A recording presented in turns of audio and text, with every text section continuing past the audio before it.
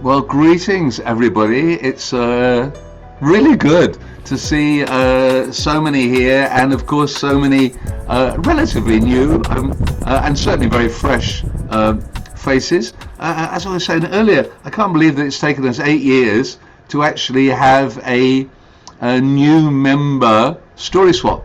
I guess in the early years we were all new members, so that didn't count.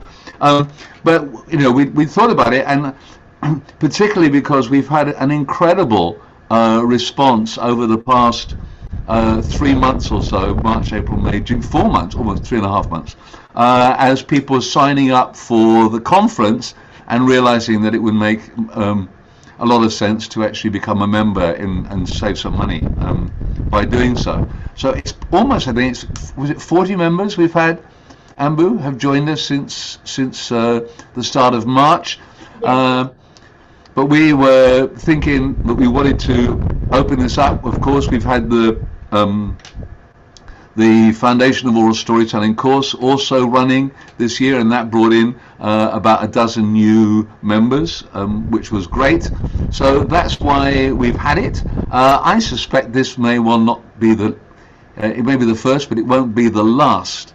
So normally in a story swap, we just kind of go straight through the stories, but I think this is slightly different.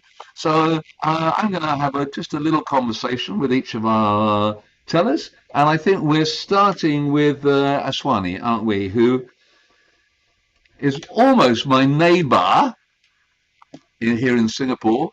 Um, Hello, Roger. Good to see you. Good to see you. Okay, and you just completed the foundation course, Yes. yeah? And and very briefly, just say what was the kind of the big thing for you about that?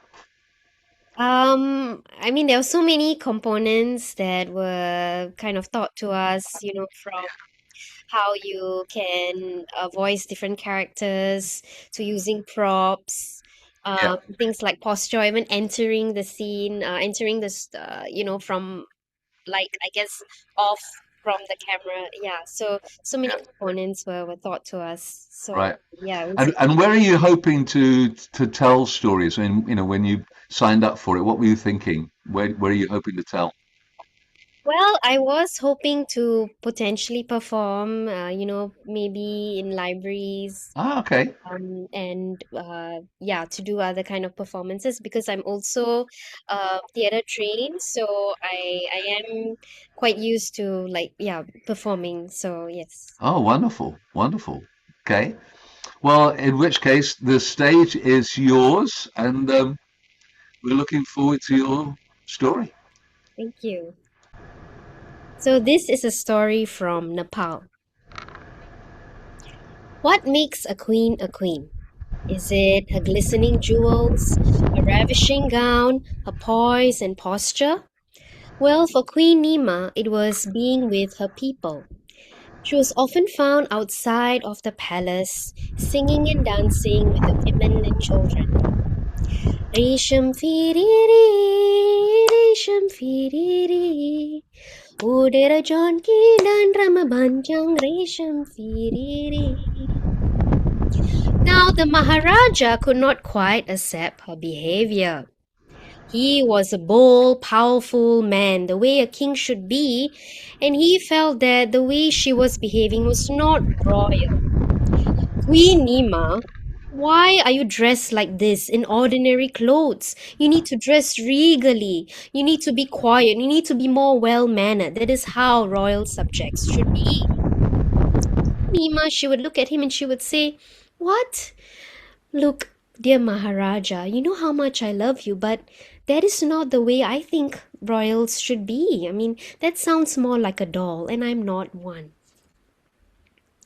Now, time passed, and for an entire year, the rains had stopped. The rivers and the wells had dried up. People were suffering and animals were dying.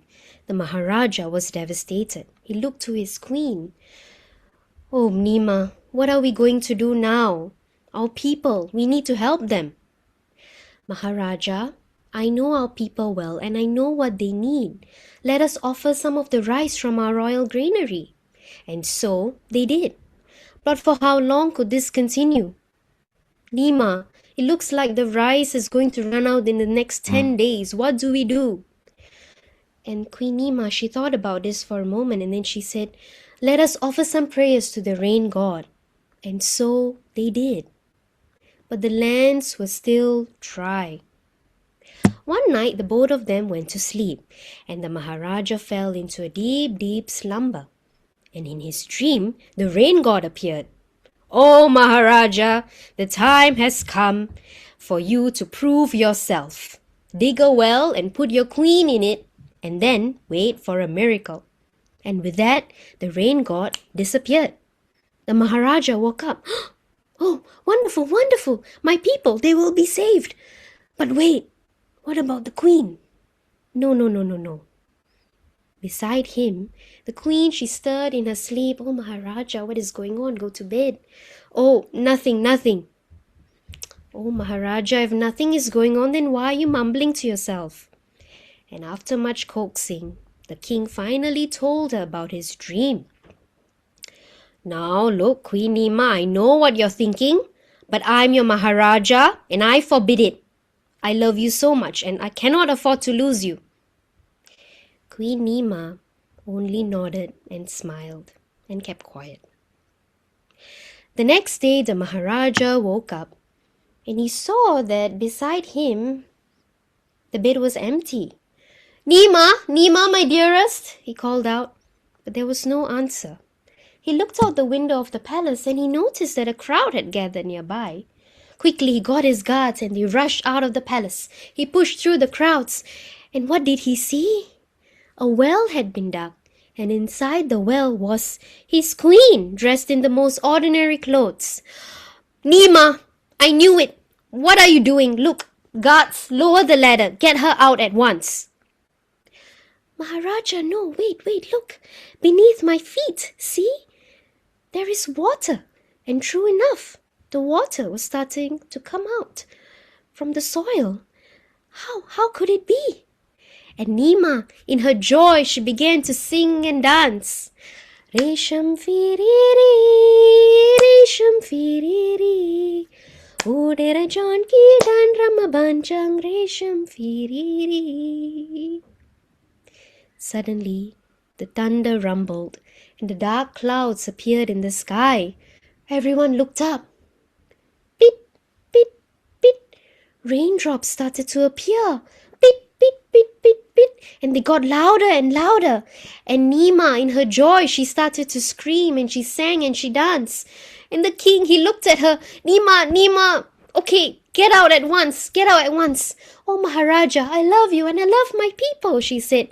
And she continued to sing and dance and sing and dance. And the rains continued to pour and pour. And the water in the well continued to rise and rise and rise until it was completely full. And Nima's voice was silenced forever. And as the Maharaja looked around him at the lands now glistening in the rain, and the water, and the well in the water overflowing with water, he finally realized that this was what makes a queen a queen. That is all. Thank you.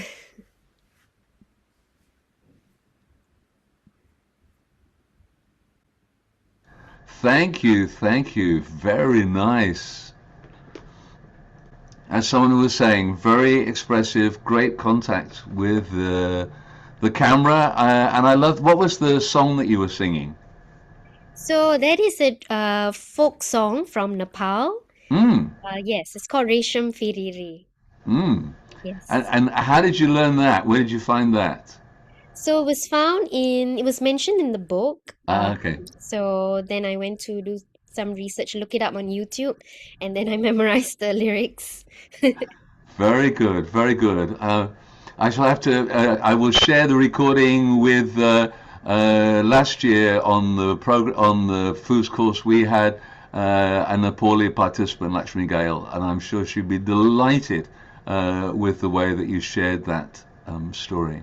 Thank you so much indeed, Aswani. Very nice. What a great way to start. And funnily enough, the show that I was talking about that finished this weekend, our first story was about exactly the same idea, a drought and the need to bring rain. I guess this, for storytellers in a time of climate change, these kind of stories are particularly resonant, aren't they? Yes. Thanks very much indeed. That's a great way to start. And now we're moving to Australia and Vijaya, who is in the heart of Australia. Is that right? Can I say that Alice Springs is in the heart of Australia? Hi, Roger. Yes. Yes, heart of Alice Springs in Alice. Yes. Absolutely. So Vijaya was also on the Foos course. What made you want to take part in that Foos course? Why did you sign up for that? I wanted to challenge myself, Roger. I've been teaching for a number of years and I wanted to do something more interesting. I used to be a member of Toastmasters before, and I thought this would be and it's online. I think it really helped that this was an online course and you could join from anywhere. Yeah. That was one of the great attractions, and the content of it and just the pacing of it sounded interesting. A 10-week program that I was hoping to kind of do it as a self-development. Sure, sure. And have you had a chance to share any of stories with your students?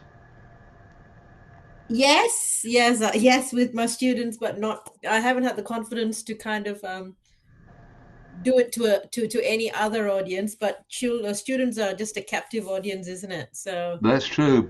But yeah, they can be a tough audience, you know.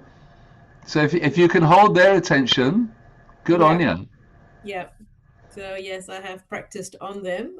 It was quite entertaining because, yeah, I guess when you feed off the reactions of the kids, you just get more animated. Yeah, absolutely. Yeah. Yeah. So that's a challenge for you tonight because you're on Zoom. But if you have the screen and you can see us all, then hopefully nobody's going to be, we'll all be watching and we'll try and be as expressively reactive as you tell us your story. Over to Thank you, Vijaya. This is a story with a moral at the end that talks about uh, should you put yourself out there and stand up for something that you see is wrong, even when it may not put you at the greatest advantage to do it. So it's a folk tale that I have taken off the internet. So thank you for listening. Have you ever helped someone and then regretted it? Or have you seen something really unfair and then wondered, should I say something or just stay out of it? This is a story of one very clever turtle who chose to speak up, but he had to do it rather cleverly.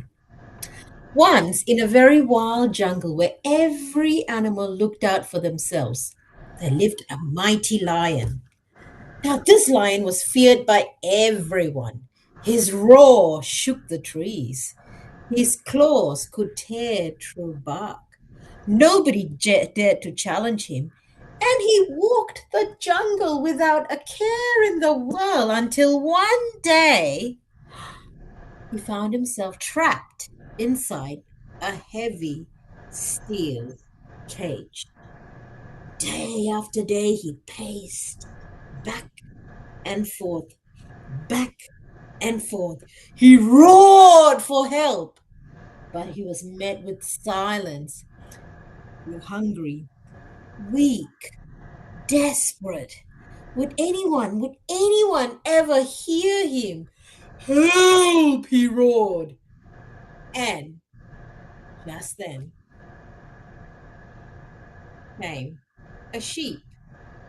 Oh, hello, lion, he said. Oh, sheep! Oh, finally, someone in this jungle!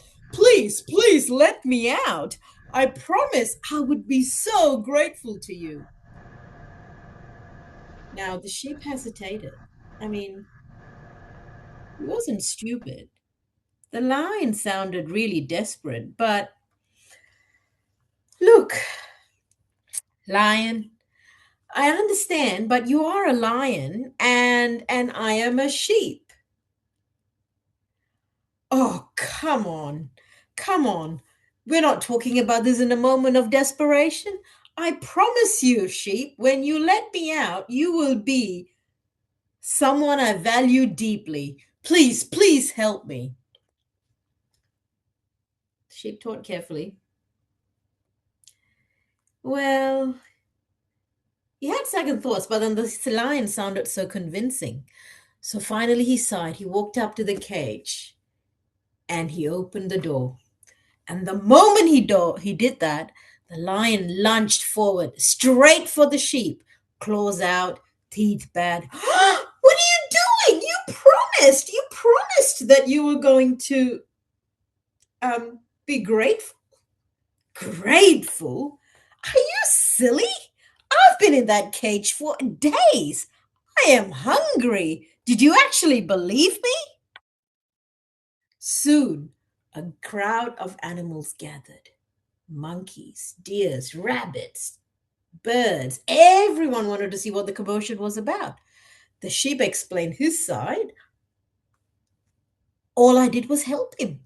And the lion explained his side. Well, but there was a problem. Most of the animals were terrified of the lion. And instead of speaking honestly, they just agreed with him. I mean, yes, I think maybe the lion has a point. I mean, the sheep should have known better. Well, a promise is a promise, especially when, I mean, promises don't count when you're hungry, do they? All the animals were talking in the background, and the sheep couldn't believe it. The lion grinned. He knew that nobody would stand up against him. After all, he was the king of the jungle. But in the crowd, right at the back, sat the turtle, who listened more than he talked, who wasn't interested in popularity, just the truth. And slowly, as the crowd was deciding what to do, he inched himself forward. um, I'm having trouble understanding what happened, he said. See, I'm quite a visual learner. Can you actually tell me exactly what happened? Oh, come on, said the lion. Really? When all this is said and done, I was in the cage, obviously. Oh, excellent, excellent. But where in the cage, lion, were you? Like, where were you and where was the sheep? I was in the cage. Right. And the sheep came along? This turtle. Well, do you think you could maybe step back inside for a moment to show me show me what exactly happened? The lion smirked. Well, the crowd was supporting me. What can possibly go wrong? So he turned, he strutted back into the cage, one step, two steps, three steps, and the moment his tail crossed the doorway, bang! The turtle slammed the door. Click, clack, locked. The lion turned around. What are you doing? What have you done? Unlock the door now. All the other animals were shivering. Oh my God, what has he done? Oh my God. I hope he doesn't come back after this. He looks more angry than before. And the turtle turned around and firmly looked at the crowd. If we let the lion eat the sheep today because he is powerful, he will still be hungry tomorrow. And when he's hungry tomorrow, who do you think will be next?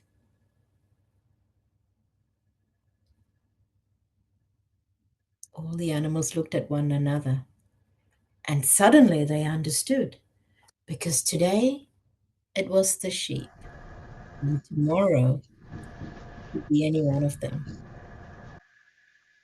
Thank you. Very nice. Very nice. Like that one. Thanks. Yeah. Hey, I'd come and join you. You could teach me any day. I think your kids would love that. You know, I don't Thank think you need to have any hesitation. Okay. I think there might be certain, an audience in America might find that story quite particularly relevant at the moment, not to be too political or anything. Great story. Yeah, yeah. Nice. you. And again, you have, I love the way that your use of, the camera coming in. You have very expressive eyes indeed. Maybe just be careful of the glasses because you're getting a reflection on the glasses.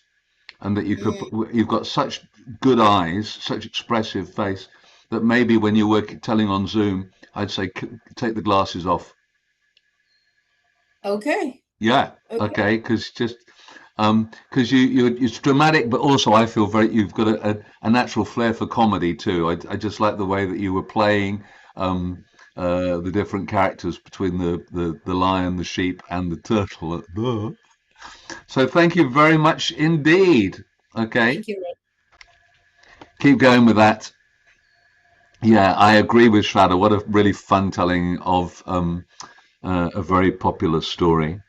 So Thank you. now we are going to Chennai. Not for real. We're going to have to wait until September for that because Chennai is the host of our conference that's coming up on the 24th and 25th. That's right. And Ambu's thinking, yay! But we're not going to visit with Ambu. We're taking the spotlight off her. It's Lavanya who's going to be joining me in just a moment. Thank you very much, Lavanya.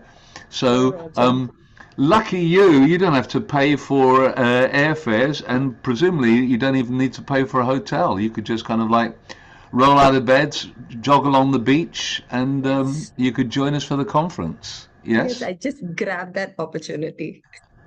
I'm sure, absolutely.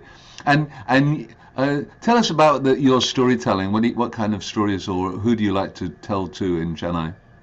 So I tell stories to children, and Hmm. I'm a Montessori kindergarten teacher. I've been a teacher past 18 years. Oh, wow. So I tell stories in my class, but the first time I thought I should tell stories to anybody, maybe children below 10 years, Yeah. you know, during COVID, because I started Mm. making my own small short videos for my class children. And Ah, of that's when I course. realized that how strong and how powerful storytelling is. Yeah, it is, isn't it? It's wonderful. It's Yes. wonderful. Yeah. Yeah. And how it can hold kids' attention, you know. Absolutely. It actually improves their sitting tolerance and Sure, sure. enriches their vocabulary. Yeah, yeah, yeah. So many I positive things that absolutely. we can just add on. Sure. I had a mum say she brought her 3-year-old son. She said it's the first time that he'd ever seen a live performance. And she said for an hour, he didn't say anything. He just sat and watched. She said it was, it was just a wonderful, his Amazing. silence was a real boon for her too. So, okay. You haven't got do we need to pretend that we're kindergarten children today as you tell this story? Why, why not? Can I be interactive? Yeah, absolutely. So you'd like people to keep their mics up, is it? So that yes, or No, no, certainly no. We can visually. just do some actions maybe, or Absolutely. Okay, improvise everybody. music. I hope you've been listening. Let's do that and So help I us to have tell. some props. It's okay to use them, right? Absolutely. Yeah, yeah. Very good. Off you go. Yeah. Hello, children. Who do you think is the king of the jungle? A lion? Yes, that's right.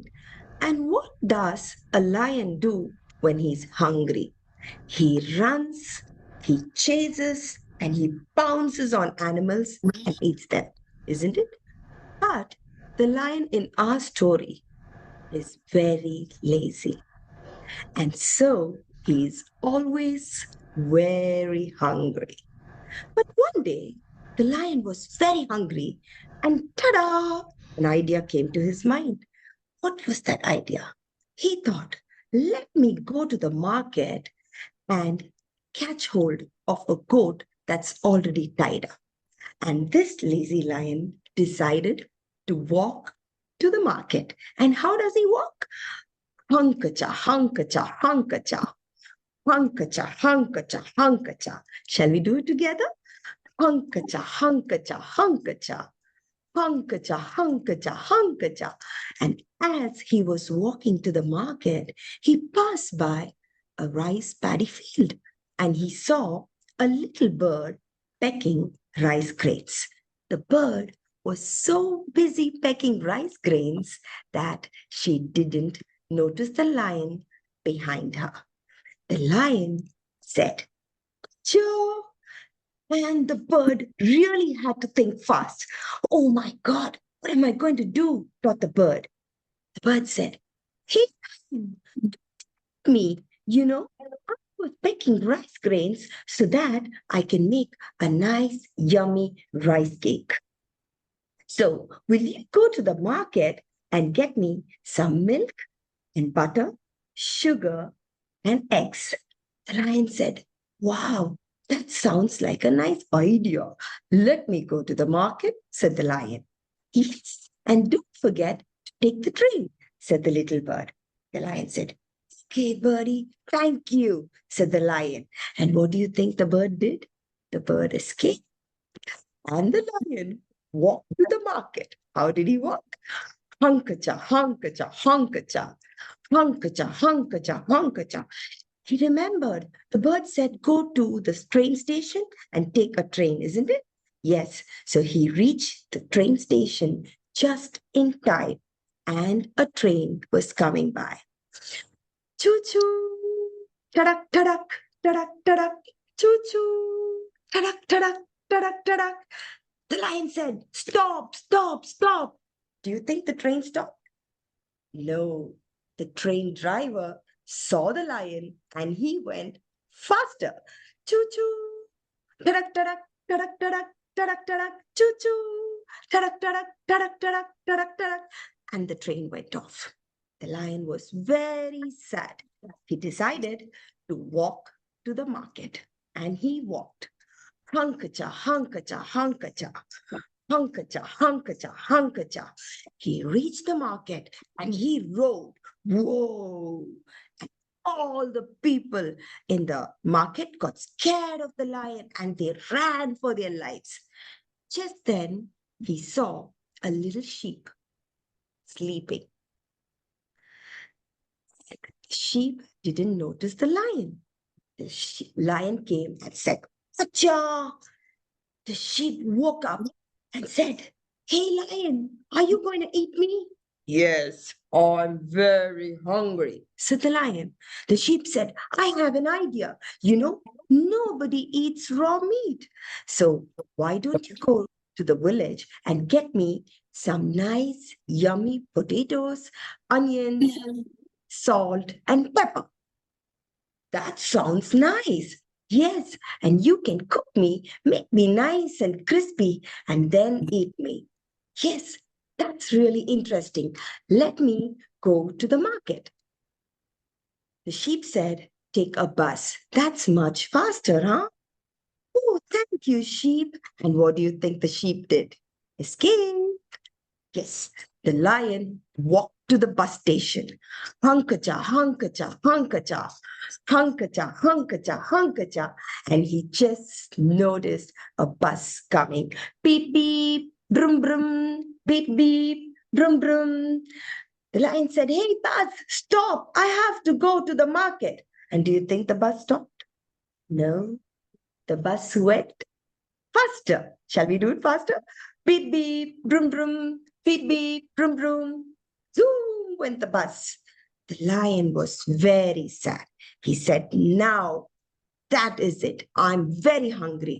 I'm going to walk to the village and ask the people to give me some potatoes, onions, salt, and pepper." And he walked to the village. Hunkacha, hunkacha, hunkacha, hunkacha, hunkacha, hunkacha. And he reached the village.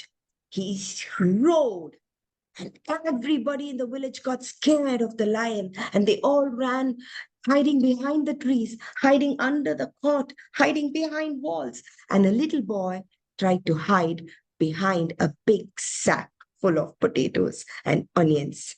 And all of a sudden, he hit on the potato sack, and all the potatoes rolled on the lion. Ouch, said the lion. He got hurt so badly that he decided to run back to his forest. And he ran. How did he run? Hunkacha, hunkacha, hunkacha, hunkacha, hunkacha, hunkacha. And the lion reached his cave. And he decided, hereafter, I'm not going to be lazy. And because he was not lazy, he was never hungry ever. Thank you.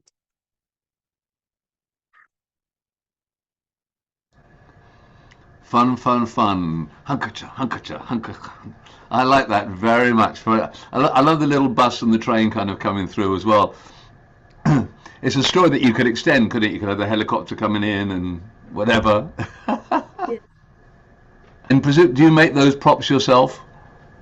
Yes, and this one I just attached a hair clip, so that I don't have to put my hand because it takes time for me to remove my hand and then Ah, do the action. So this is way easier for me. So I can quickly shift to the next puppet. there you go. There you go. Okay. And this story is by Geeta Wolf, and the ending is more like people throw the onions and potatoes on the lion, but I didn't want to do that, so I just changed it a bit.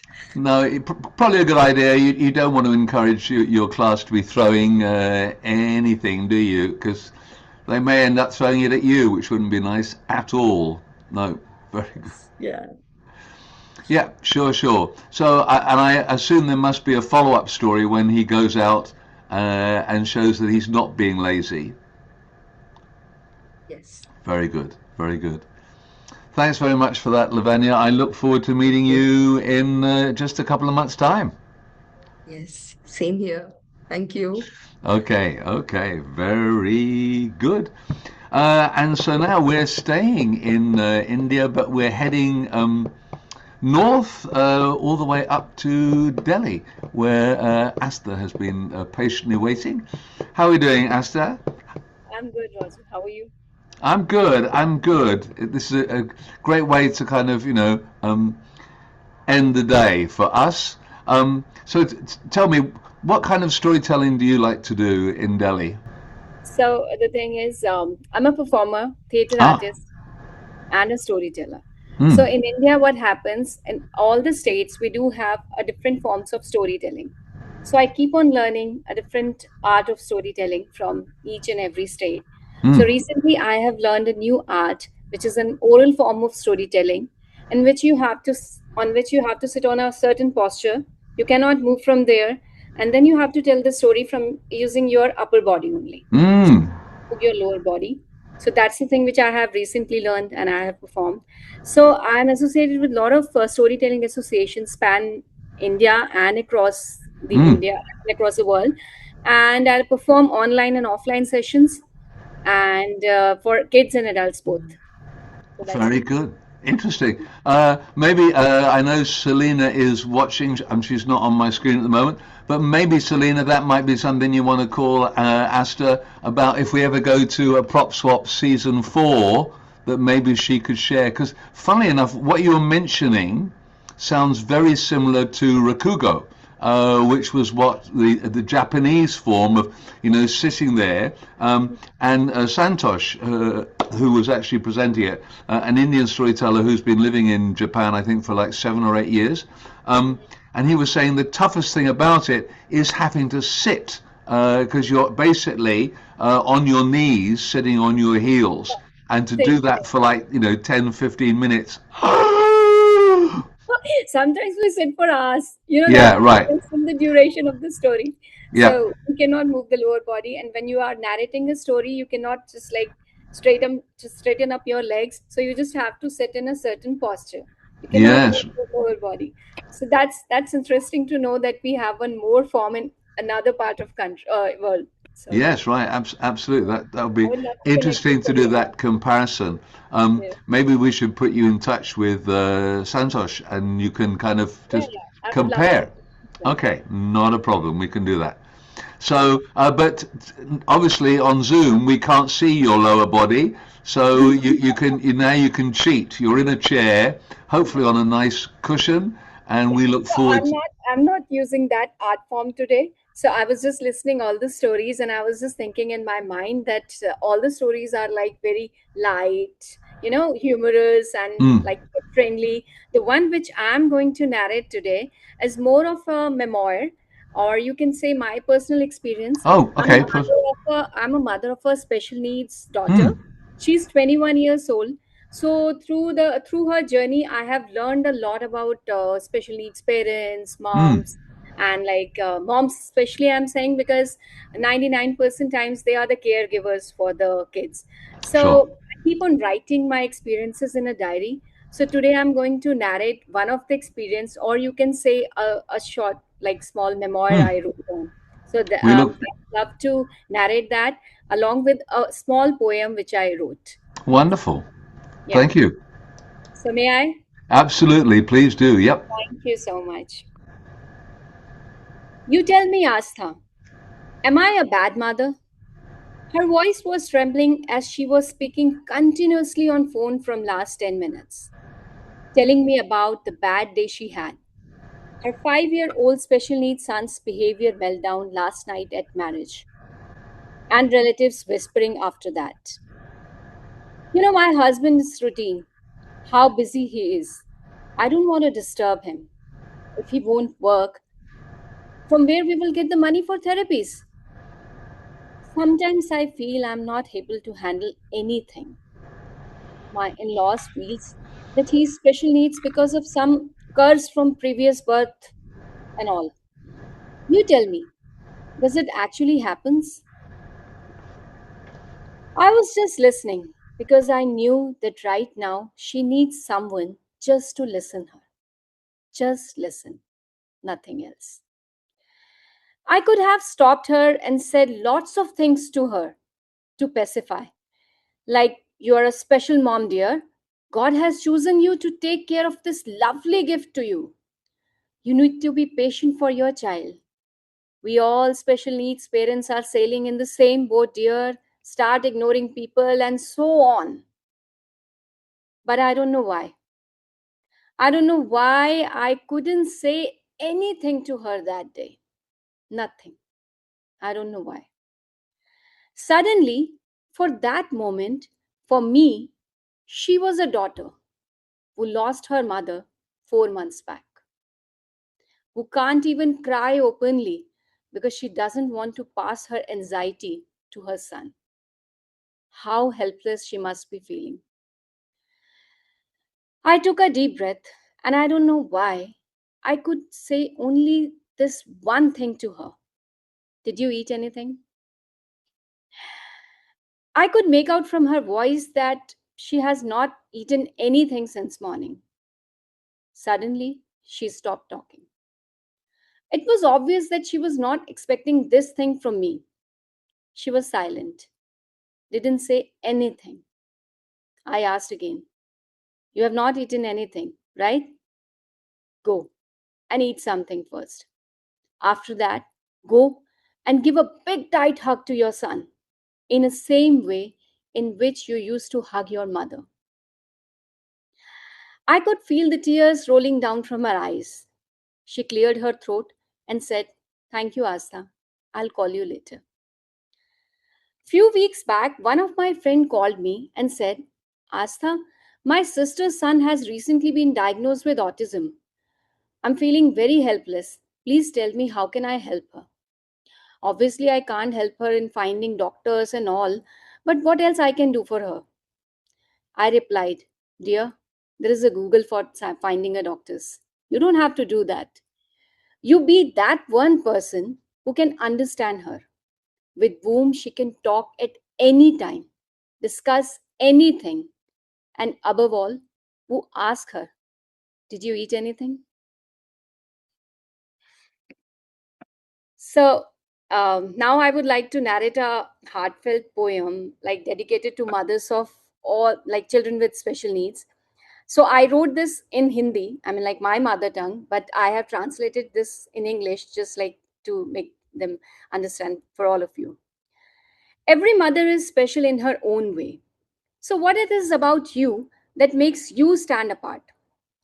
The moment your child was given the label of special needs, the world decided to call you a special needs mom. But you fought for your child with unwavering strength and showed everyone that your child is second to none. You learned what makes them smile, what troubles their heart, and when they couldn't find the words, you became their voice. Every mother raises her children and teaches them how to live in this world. But you had to fight not only society, sometimes even those within your own home. You learn to ignore the curious stares, the judgments and whispers of the world. Have faith, they will learn to, you would say, even when it meant standing your ground against your own family. For you, their little world is more than enough. The smallest achievement brings tears to your eyes. To hear them call out to you is a big victory. And seeing them take 4 steps on their own feels like conquering a mountain. No one knows how often you cry in solitude, or how many sleepless nights are spent worrying, what will happen to my child when I'm gone? Who will stand beside you then? Who will offer a loving hand the way I always have? Yet, there is a fierce determination in your eyes. I will become their entire world, and if the world refuses to accept them, so be it. We will show everyone that we are no less than anyone else. If only people could see through your eyes, they would know our children are among the purest souls, untouched by pretense. Your worlds revolved around each other, bound by a love beyond measure. For it is a mother like you who never gives up, who never stops believing, and who never loses. Thank you. Thank you, Esther. Thank you very much. Yeah, every now I think this is possibly a topic that it would be interesting to see if there was a group of our members who wanted to get together. We've had this. I remember a couple of times on Just Tell, which is our monthly opportunity for people just to come and share a story, where people have wanted to share stories that are perhaps dealing with special needs in some form. How do you tell a story about that? Obviously, because you're drawing on personal experience, that's a different thing. But yeah, it would be interesting to know if there was sufficient interest to try and get a group or to have a session where people could come and talk about how we can share those kinds of stories, because I think people still need very much to have that opportunity to not only, of course, what I loved about your story is that the focus is not so much on the special needs kid, but on the parent and those who are caring for anyone who For all the caregivers, yeah, that's very important. And I think you know you see how things are being done to support kids or people with special needs, to create work opportunities, that kind of thing. So I'm really pleased to see those kind of changes happening in terms of access for people.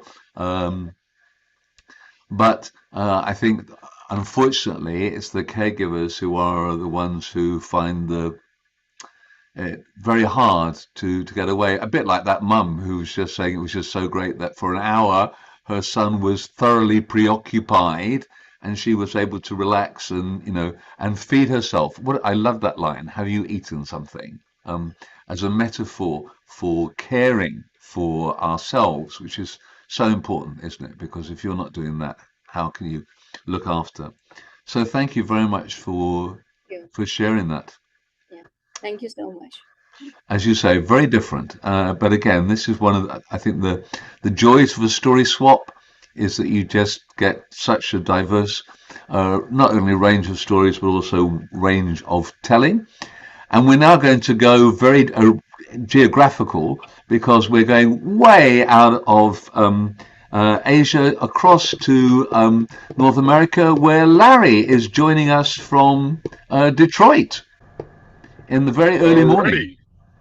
Excellent. Yes, it is. Well, actually, it isn't early, but it is. It's in the morning. So, how's everybody doing? We're doing great, and all the more happy to have you join us. Okay, so hopefully my audio is okay. It is. It's very good, and you're looking very good, very well lit, and everything. So, do you want to just tell us a little bit about you're a storyteller? Who do you like to tell to? What kind of stories in your story practice? Honestly, I like to tell to adults, people my age and older. It's relatable stories. I tell a lot of personal stories, and so the story I'm going to share today is actually a modification of a keynote I'm doing in a couple of weeks. For the art of aging gracefully. Excellent. Oh, well, I'd better pay attention then. I will. Okay, you've got a compulsive audience here. I could do a lot better. Over to you, Larry. Alrighty. So I was approached a few months ago to give the keynote for the art of aging gracefully. I said yes. I'm 58, and I think I'm aging okay. Now, they wanted something that was humorous, and I can be funny. I thought to myself that I had my message I was going to share. The message was this: happiness is a choice, so choose to be happy. Life is short, so make sure you spend time with those that you love. And I was going to start my speech off with this. I was going to talk about those of us who were born in the greatest decade known to man, the 1960s.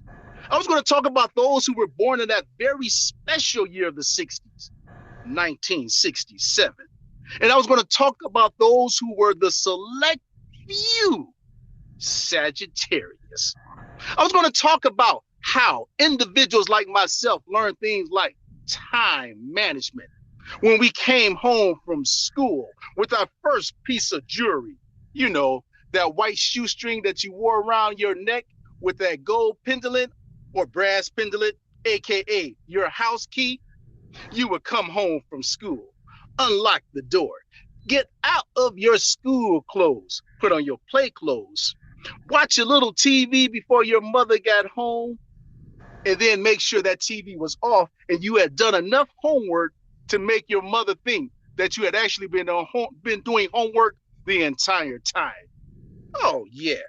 I was going to talk about how we learned independence at a very early age that actually carried over when we got older. I was going to start off telling everybody how we graduated from knowing everything, and I wonder how our parents didn't know anything. So one day, we became like our parents, because as we got older, we start to have children. And the same thing our parents used to do to us, we started doing to our kids. We then started looking at our parents a little differently, realizing, I guess you did know what you were talking about. And then not only did we graduate from knowing everything to realizing our parents weren't as dumb as we thought they were, but then we graduated to where our kids thought that we were superheroes and we had the answers to all life's problems when we realized we didn't know a thing. Oh, I was looking forward to this event. I was all ready to do it, and I still am. But a few weeks ago, I went to go visit some friends, first in Cincinnati. And for those of you across the water, Cincinnati's in that state called Ohio. And if you know anything here about us here in Michigan, Michigan and Ohio, well, we may be neighbors, but we don't like one another. In fact, when you drive through the state of Ohio, you realize you do 5 miles below the speed limit. Because when those police officers see that Michigan plate, they love to pull you over and give you a ticket. I went to go visit a friend of mine in Cincinnati. Now, this was a gentleman who was an avid runner, but he shared with me that he had had a heart attack. He says, Larry, I was getting ready for the Boston Marathon. I was training. I got up Saturday morning and I ran 20 miles. I got up Sunday morning and I ran 8 miles. Monday morning, I passed out. They rushed me to the hospital and they realized I had blockages in 3 areas. I have 3 stents in my heart. I'm lucky to be here. Now, the good news is he did run that Boston Marathon. But I looked at him and I said, man, your life just changed just like that. And it could have been over in an instance. He looked at me, nodded his head and said, yeah, I'm lucky.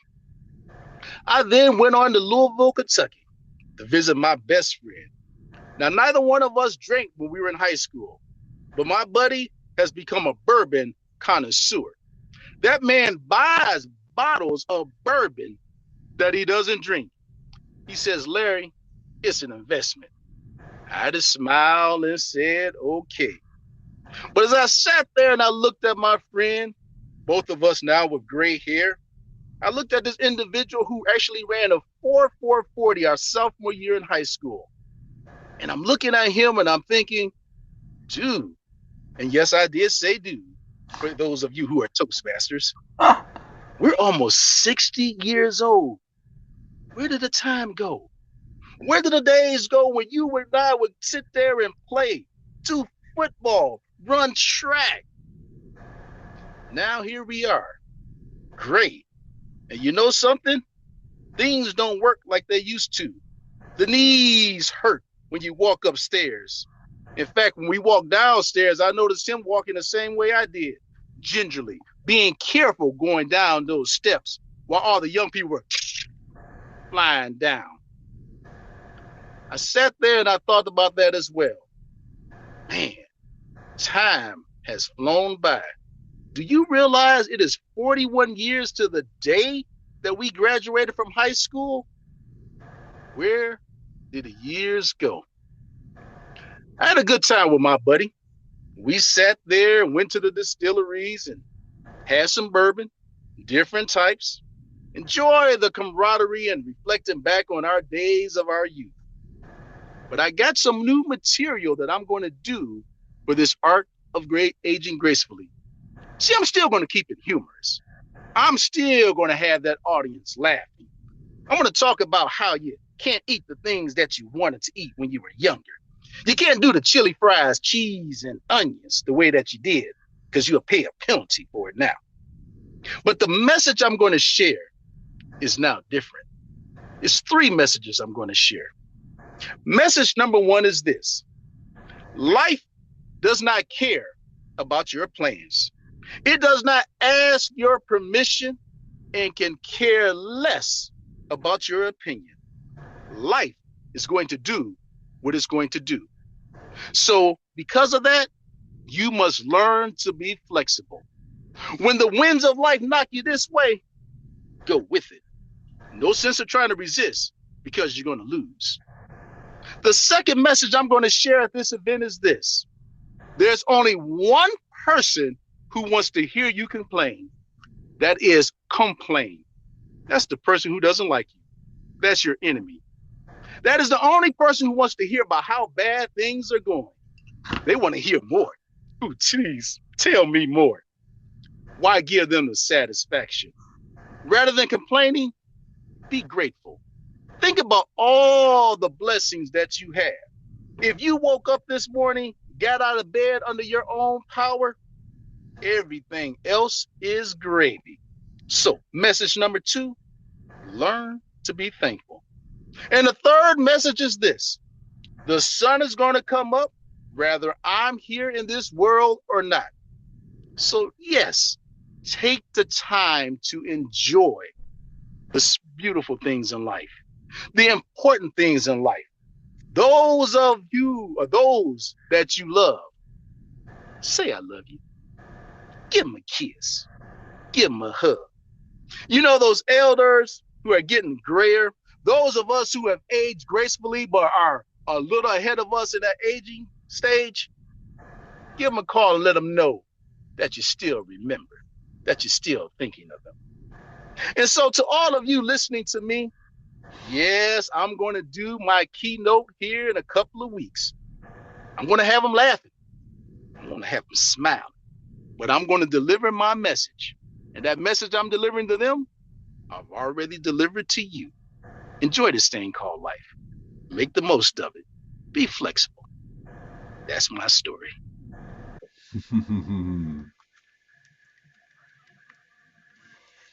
Very nice. Thank you. Yes, yes, yes, yes. I totally agree with you about being less flexible. I'm certainly grateful uh, for everything that life has given me, and certainly I think Feast has been one of the things that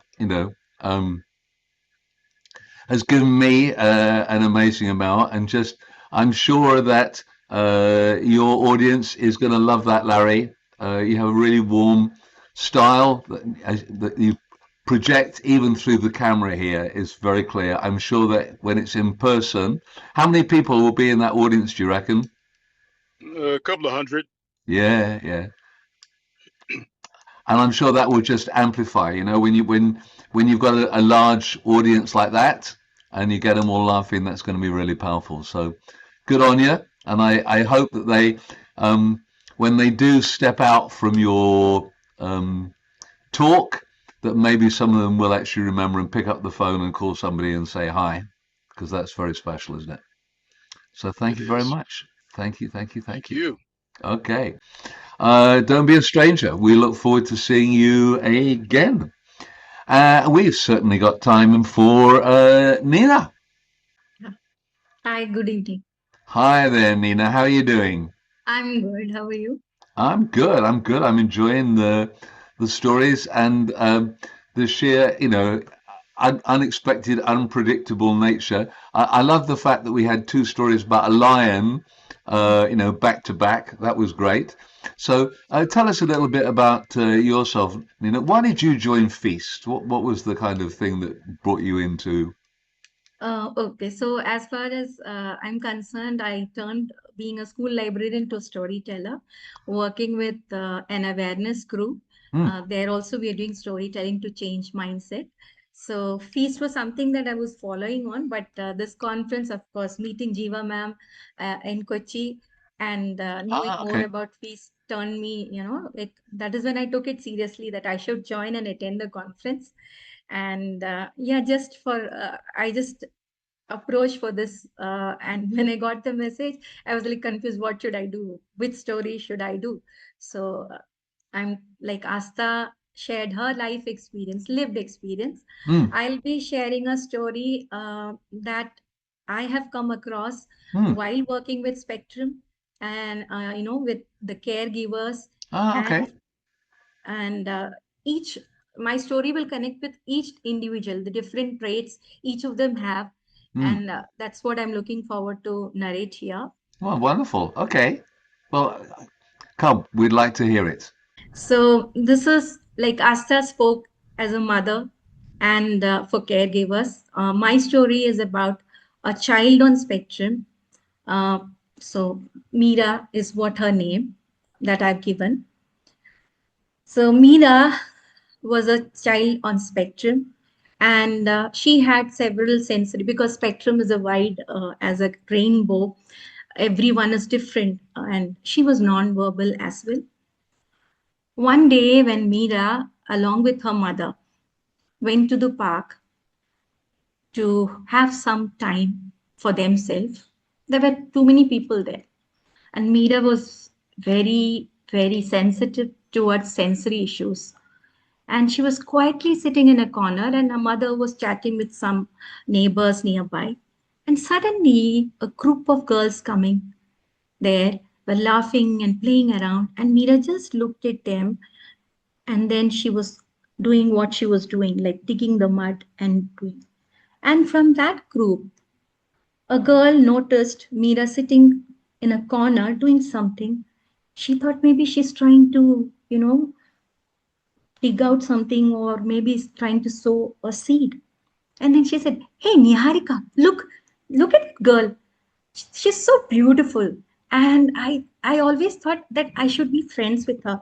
And then immediately the girl, Niharika, stay away from her. You know, my mother said she's mad and stay away from her. Nobody invites them to our house. And the other girls were like, what? But she looks so normal. She looks like us. Why can't we play with her? Niharika said, let me show you something. Niharika was very mischievous and always, you can't blame her because she was taught by her mother that she has to stay away from Meera because of certain issues. There is something wrong about Meera. And Niharika went close by Meera and started, first touching her. Then she picked up something and started making noise. At first, Meera was like, no, no, this was going on because she was nonverbal. It was all actions, her face. She couldn't tolerate what Niharika was doing, the sound. And all of a sudden, from nowhere, light on her face. And then just she screamed and then she pushed Niharika down. And she ran to a corner, clutching. She was not able to control her emotions. And all of a sudden, the ladies in the park noticed this and they were like, what is wrong? And Niharika's mother just ran forward and said, Niharika, how many times have told you not to go to that girl and not play with her? What have you done? See, she's pushed you. And then immediately, Meera's mother, who came running, tried to pacify Meera, and it's okay, come, get up. You didn't do anything wrong. And then suddenly Niharika's mom says, this child, how is she here? She's not fit to live. Take her away. And that one thing was like a trigger. Meera's mother was like, what? My child doesn't have the right to live?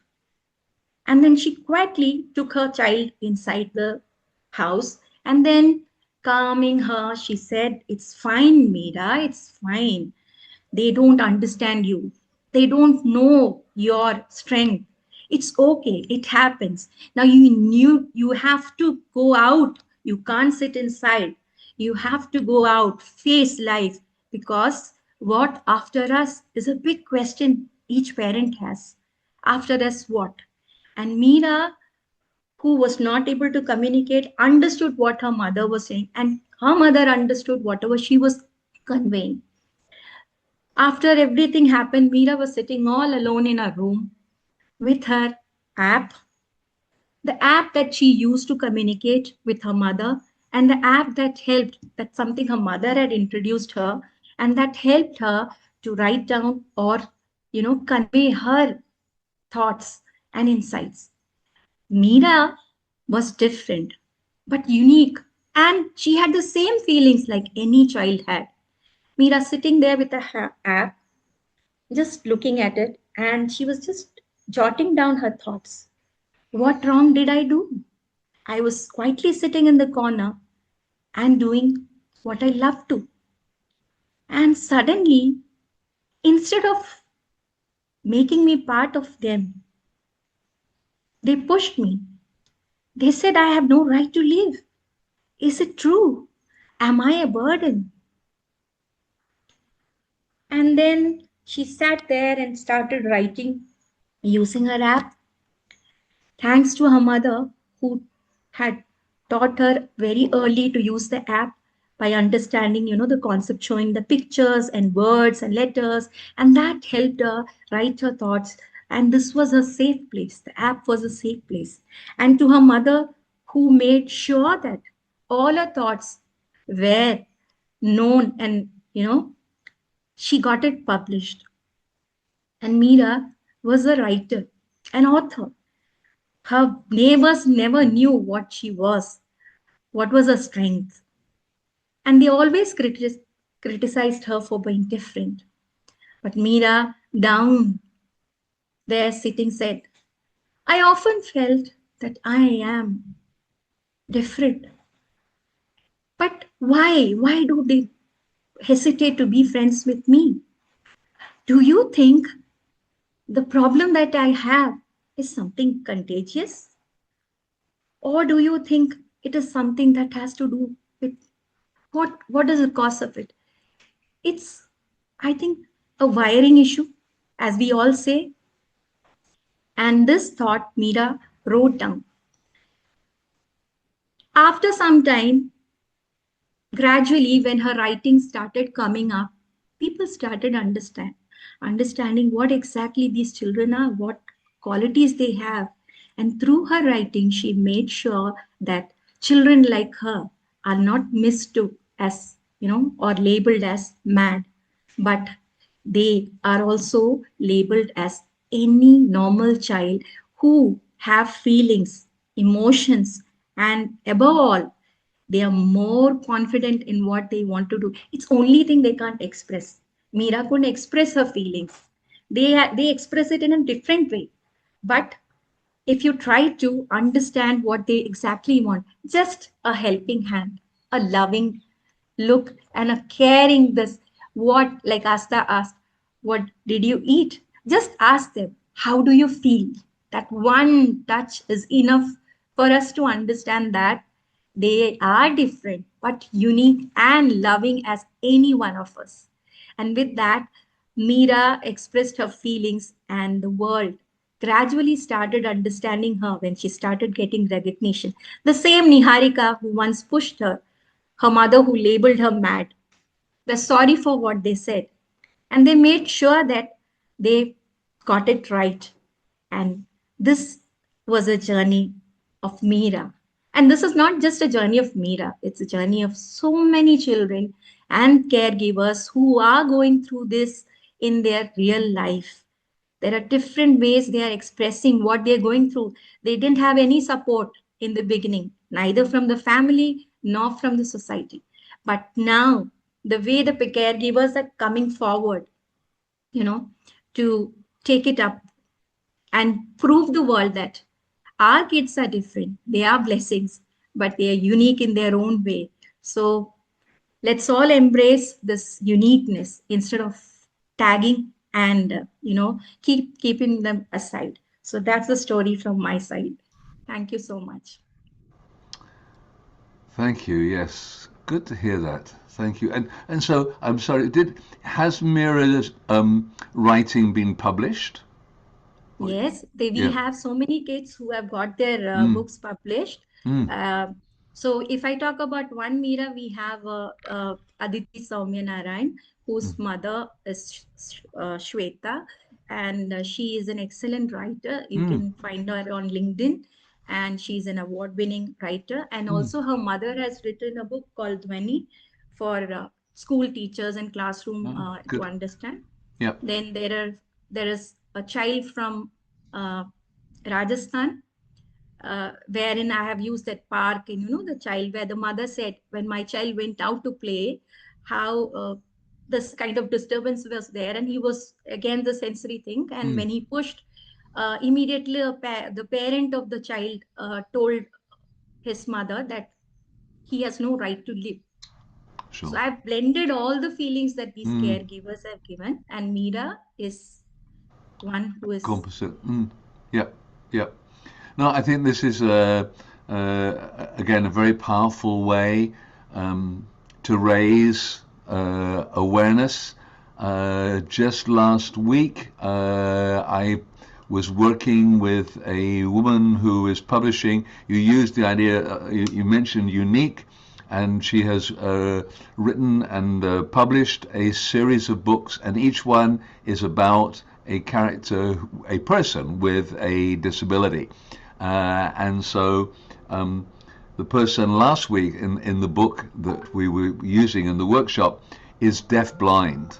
And again, you mentioned how Meera had been taught to use the app. And again, it's just wonderful how technology has changed the way that we are able to communicate, or that people are able to communicate with us. And you can't imagine, you cannot be more isolated than to be deaf-blind. yes. And yet, thanks to having a note taker and a braille keyboard, we ended up having basically almost like a real-time conversation. And what you realize is she may have lost her sense of sight and her sense of hearing, but her sense of humor, her sense of justice, these are both really strong and alive and well. And what we only can see the exterior, isn't it? And this is what unfortunately, the mothers that you mentioned in your story are reacting to what they see and not empathizing or understanding what is happening behind. So I think that's terrific. And again, I think maybe it's something we should, I'm putting it out there because I know I've got a couple of fellow directors here listening in tonight, that maybe it's something we should see if there's a group that wanted to get together and look at the idea of stories that have a kind of special needs focus or accessibility and inclusion, which is something I believe in very strongly. So thank you very much for that, Nina. Thank you. It's been a fascinating session. I'm so glad we did that. We've got to meet 5 people, some of whom those of us who were involved with the Foods course knew sort of quite well, but just great. I was so happy because I hadn't seen Vijaya or Ashwani tell your stories, because when we had our showcase we had 3 different rooms and they happened to be in other rooms, so I didn't get to see them. But I want to say a huge thank you, and I would just say to everybody who's here, don't be a stranger. Feast has a lot of activities.